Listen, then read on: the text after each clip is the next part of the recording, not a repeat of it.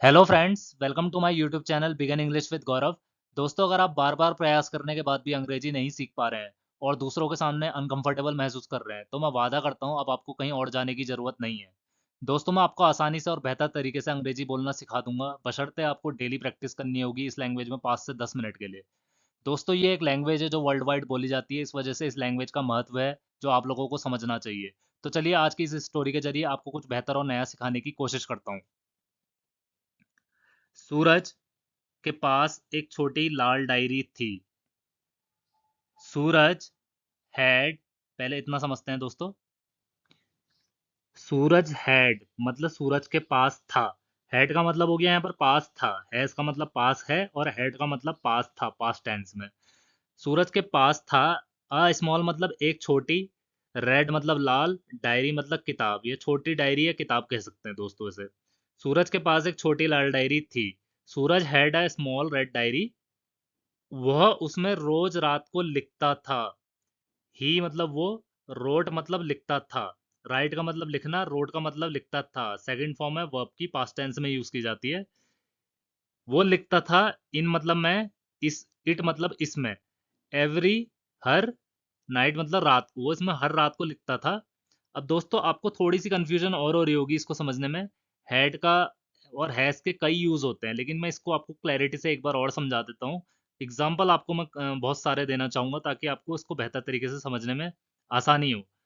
जैसे मैं बोलता हूँ कि आई हैव अ पेन, मेरे पास पेन है। ठीक है। I have a good kitchen in my house, मेरे घर में अच्छा किचन है। जैसे I have a big house, मेरे पास बड़ा घर है। आई हैव अ फ्रेंड, मेरे पास दोस्त है। आई हैव बाइसिकल, मेरे पास साइकिल है। आई हैव अ बाइक, मेरे पास बाइक है। आई हैव वीडियो गेम्स, मेरे पास वीडियो गेम्स हैं। तो जो मेरे पास आ रहा है ना, वो हैव की वजह से आ रहा है। और इसी को आप अगर हैड में बोलेंगे तो ये बात पास्ट टेंस में चली जाएगी। ठीक है। हैज, हैव और डायरेक्ट हम जब हैड लगाते हैं तो इसका मतलब होता है पास, पास था या पास है। हैड मतलब पास था, हैव मतलब पास है।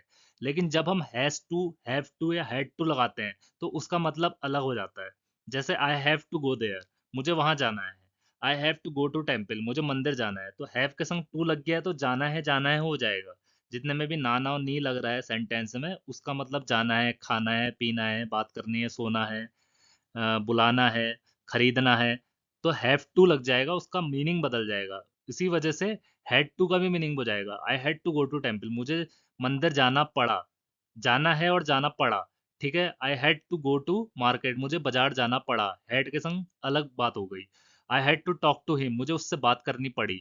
लेकिन यहाँ पर हैव लगा है, हैज लगा है। जैसे Suraj has a small red diary, Suraj के पास स्मॉल, छोटी लाल डायरी है। ये प्रेजेंट की बात होगी, लेकिन यहाँ पर हैड लगा हुआ है, आपको समझने की जरूरत है। Suraj had a small red diary, Suraj के पास एक छोटी लाल डायरी थी। हैड लगा है इसलिए पास थी।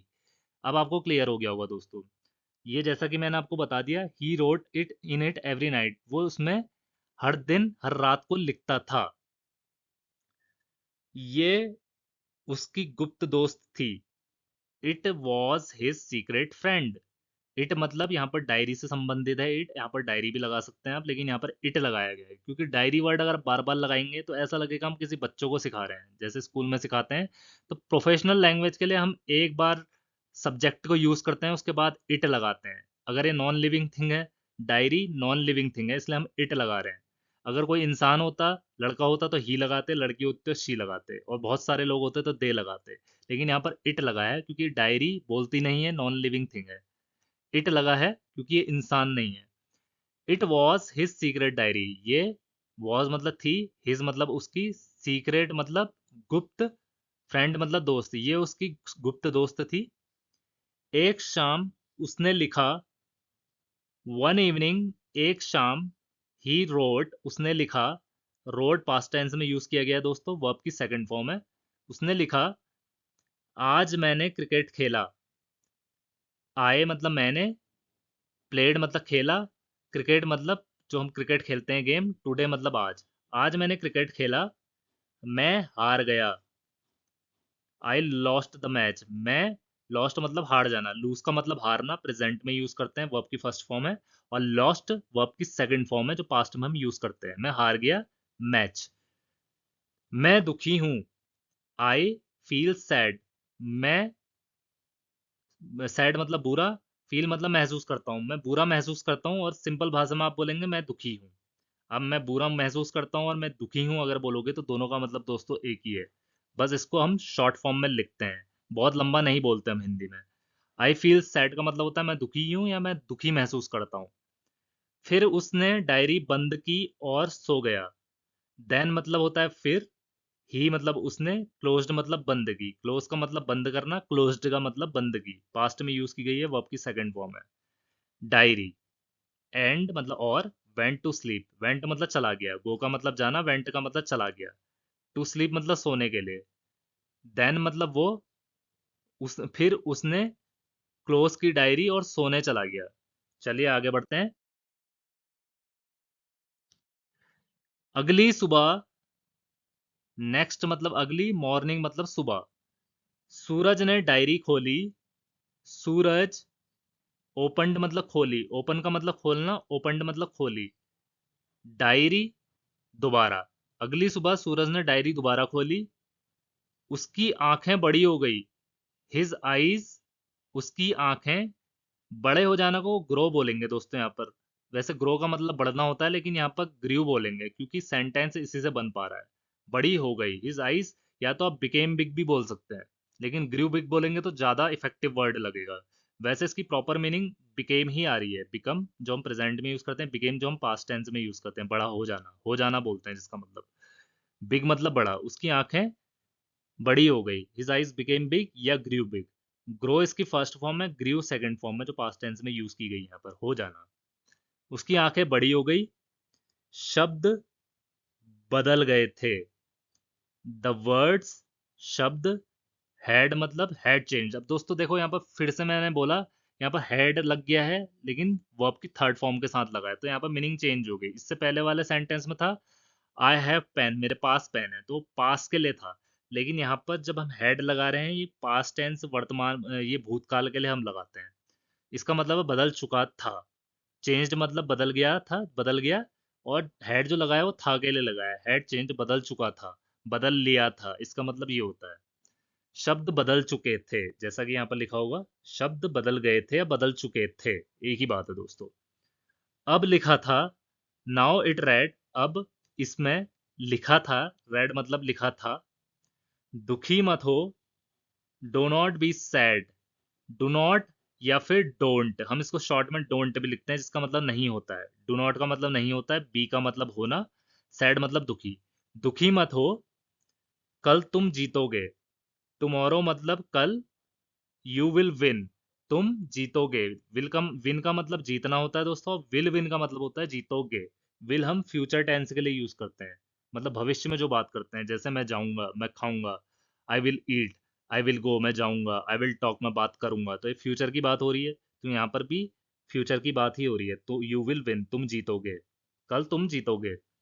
सूरज हैरान था, सूरज वॉज शॉक्ड, सूरज वॉज था। अच्छा, सूरज यहाँ पर दोस्तों सब्जेक्ट है, आपको मैं बार बार बता रहा हूँ, जो भी मेरे नए सब्सक्राइबर हैं उनको मैं एक बार फिर से बताना चाहता हूँ। सूरज जो नाम है इसको हम सब्जेक्ट बोलते हैं। जिस चीज को हम सेंटेंस में डिफाइन करने की कोशिश करते हैं वो हमेशा सब्जेक्ट होता है। और जरूरी नहीं आदमी ही सब्जेक्ट है, कोई वस्तु भी सब्जेक्ट हो सकती है।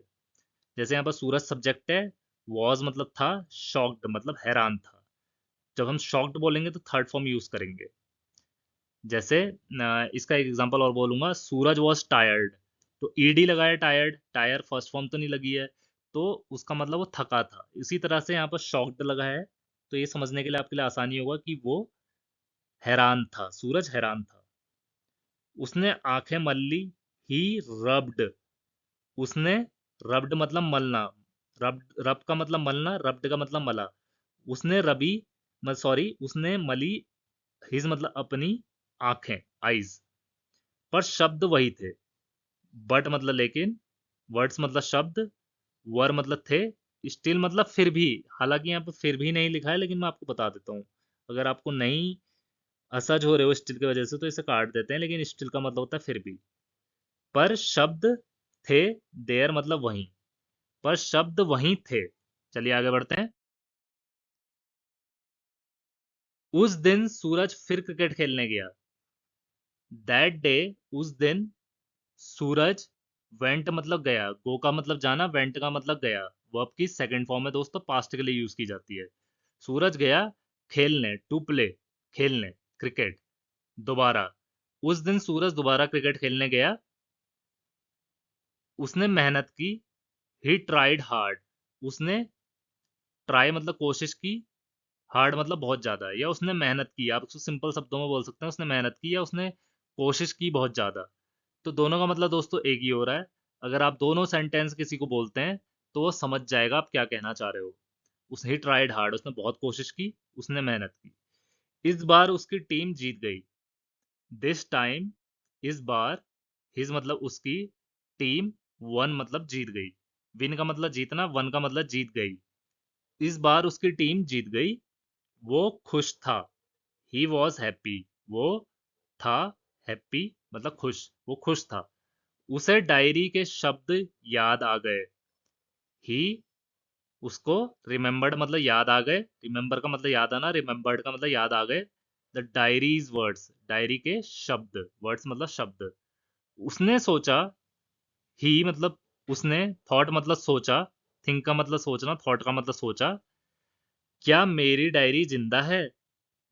जब हम क्या से वर्ड शुरू करते हैं दोस्तों, याद रखना, तो हमेशा is, are, how, may, what, when, where से क्वेश्चन शुरू होते हैं। सॉरी, जब हम क्या से कोई भी वाक्य शुरू करते हैं तो इज, आर, वर, वॉज, इन चार चीजों से आपका क्वेश्चन शुरू होगा। और जब इज, आर, वॉज, वर लगेगा तो आपके लास्ट में क्वेश्चन मार्क लगेगा, क्योंकि जब भी हम क्वेश्चन पूछते हैं तो क्वेश्चन मार्क लगता है। और स्पेशली जब हम ये लिखते हैं, क्योंकि बोलते वक्त हम बोलते नहीं है कि क्वेश्चन मार्क लगेगा, लेकिन लिखते वक्त आपको लगाना जरूरी होता है। तो यहाँ पर क्या से शुरुआत हो रही है, क्या मेरी डायरी जिंदा है, इज, इससे अगर क्वेश्चन शुरू होता है तो इसका मतलब हो गया क्या। क्या मेरी डायरी जिंदा है। तो इज अगर लग रहा है तो क्या ऑटोमेटिकली लग जाएगा दोस्तों, हमें क्या के लिए वर्ड नहीं लगाना है, आप याद रखना। जब भी इज, आर, वॉज वर्ड से क्वेश्चन शुरू होंगे तो याद रखना आपको क्या की मीनिंग नहीं लगानी है, वो ऑटोमेटिकली ही लग जाएगा। क्योंकि जब हम क्वेश्चन करते हैं उसका मतलब ही क्या से शुरू होता है। तो इज हमने पहले लगा दिया तो इसका मतलब ही क्या हो गया। इज क्या मेरी डायरी जिंदा है। जो है लग रहा है वो इसके लिए लग रहा है क्योंकि क्या ऑटोमेटिकली लग गया है, मैंने आपको पहले ही बता दिया दोस्तों। तो अगर मैं आपको इसके और एग्जांपल देना चाहूँ बेहतर तरीके से समझने के लिए, तो मैं आपको बताना चाहूंगा, इज माई स्कूटी देयर, क्या मेरी स्कूटी वहां है। Is my friend in the market, क्या मेरा दोस्त मार्केट में है। Is my teacher in the school, क्या मेरी टीचर स्कूल में है। इज माई खाना on, sorry, is my food on the table, क्या मेरा खाना टेबल पर है। Is my, is my bat is on the ground, क्या मेरा बैट ग्राउंड पर है। Is my book on the table, क्या मेरी किताब टेबल पर है। तो दोस्तों इसका मतलब मैंने आपको कई सारे उदाहरण से बता दिया। तो इस जब हम बोलते हैं क्या पहले ही लग जाता है। इज माई डायरी अलाइव, क्या मेरी डायरी जिंदा है। चलिए आगे बढ़ते हैं। रात को उसने नया पन्ना खोला। एट नाइट को हम बोलते हैं दोस्तों रात को। नाइट मतलब रात, एट मतलब को, रात को बोलेंगे इसे। सूरज, ओपनड मतलब खोला, अ मतलब एक, न्यू मतलब नया, पेज मतलब पन्ना। सूरज ने एक नया पन्ना खोला। उसने लिखा, ही रोट, उसने, रोट मतलब लिखा, राइट का मतलब लिखना, रोट का मतलब लिखा। पास्ट टेंस में बोला गया है, वो आपकी सेकंड फॉर्म है दोस्तों। आज हम जीते। टुडे, आज, वी मतलब हम, वन मतलब जीते। विन का मतलब जीतना, वन हम पास्ट टेंस के लिए यूज करते हैं, वो आपकी सेकंड फॉर्म है। आज हम जीते। सुबह देखा तो वह पंक्ति बदल चुकी थी। In the morning, in the morning हम बोलेंगे सुबह में, मॉर्निंग मतलब सुबह, इन मतलब में। Line had changed, had changed का मतलब दोस्तों जैसा मैंने पहले बताया था, बदल चुकी थी, भैया बदल ली थी। जो चुकी थी आ रहा है ना, हैड की वजह से आ रहा है। चेंज्ड मतलब बदलना, बदल चुकी थी। अगेन मतलब दोबारा, तो लाइन बदल चुकी थी दोबारा, वो पंक्ति बदल चुकी थी दोबारा बोलेंगे। अब लिखा था, इट रेड मतलब इसमें लिखा था। आप इसको ये भी बोल सकते हैं नाउ इट रेड, जैसा कि मैंने पहले वाले पैराग्राफ में लिखा था। नाउ मतलब अब, इसमें लिखा था, खुशी बांटने से बढ़ती है। हैप्पीनेस मतलब खुशी, ग्रोज मतलब बढ़ती है। और मैं आपको इसका भी एक उदाहरण देना चाहता हूँ ना दोस्तों, जैसे हम ग्रो लगा रहे हैं, ये वर्ब है, और एस इसलिए लग रहा है क्योंकि वर्तमान में बात हो रही है। जैसे खुशी बढ़ती है, तो जो बढ़ती है आ रहा है ना, एस की वजह से आ रहा है। बेस फॉर्म ऑफ वर्ब कहते हैं इसे, जो हम वर्ब के साथ लगाते हैं। हैप्पीनेस ग्रोज, राहुल गोज, ठीक है, जैसे राहुल जाता है। ठीक है, सिचुएशन चेंजेस, हालात बदलते हैं, जिसमें तात और ती आ रहा है ना, एस की वजह से आ रहा है। ठीक है, क्लाइमेट चेंजेस, क्लाइमेट बदलता है। ठीक है, market, sorry, Rahul goes to market, Rahul बाजार जाता है। बाइक स्टैंड्स देयर, बाइक खड़ी होती है वहां पर। जिसमें में ता तो ती लग रहा है, वो एस के वजह से लग रहा है। इसी तरह यहाँ पर हैप्पीनेस ग्रोस, खुशी बढ़ती है, जो बढ़ती है आ रहा है, ग्रोस की वजह से आ रहा है। खुशी बढ़ती है, व्हेन मतलब जब, बांटी जाती है, व्हेन शेयर्ड, जब हम बोलते हैं ना जब बांटी जाती है, व्हेन शेयर्ड। इसका मैं एग्जांपल और बोल देता हूँ आपको। व्हेन हैप्पीनेस ग्रोज, खुशी बढ़ती है जब, व्हेन शेयर्ड। अब इसको मैं एक अलग तरीके से बोलना चाहूंगा, चलिए इसको रहने देते हैं। मैं आपको बोलता हूँ, हैप्पीनेस ग्रोज व्हेन शेयर्ड, इसका एक एग्जांपल हो गया। हैप्पीनेस ग्रोज व्हेन टॉक्ड, खुशियां बढ़ती है जब बोला जाता है। तो टॉक्ड आप लगा सकते हैं, वो आपकी थर्ड फॉर्म लगेगी।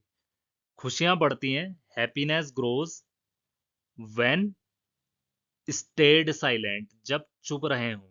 ये समझाने के लिए मैं आपको बोल रहा हूँ दोस्तों, यहाँ पर इसकी जरूरत है नहीं। खुशियां बढ़ती है जब हम चुप बैठे हों, व्हेन स्टेड साइलेंट, जब हम चुप रहे हों। खुशियां बढ़ती हैं व्हेन विजिटेड समवेयर, जब कहीं जाया जाए या कहीं विजिट किया जाए। तो उसी तरह happiness grows when wandered in the road, जब सड़कों में घूमा जाए। तो सब में ईडी ईडी लग रहा है दोस्तों। ठीक है, हैप्पीनेस ग्रोज, खुशियां बढ़ती है जब बांटी जाए, व्हेन शेयर्ड। उसने समझ लिया, डायरी उसे सिखा रही थी। सूरज अंडरस्टूड, सूरज ने समझ लिया था। अंडरस्टूड का मतलब समझना, अंडरस्टैंड का मतलब समझना, अंडरस्टूड का मतलब समझा। सूरज समझ चुका था कि डायरी वॉज मतलब थी, टीचिंग मतलब पढ़ा रही। सो पढ़ा रही टीचिंग हो गया, वॉज का मतलब था हो गया। सो डायरी पढ़ा रही थी उसको। ठीक है, आशा करता हूँ दोस्तों आपको आज का ट्यूटोरियल काफ़ी अच्छा लगा होगा और आप इससे काफ़ी कुछ चीज़ें सीखे होंगे। बहुत ही सरल तरीके से मैंने आज की स्टोरी बनाई थी, ताकि आपको एक एक वर्ड समझ में आए और आप अपनी इंग्लिश स्पीकिंग को बेहतर कर पाएँ।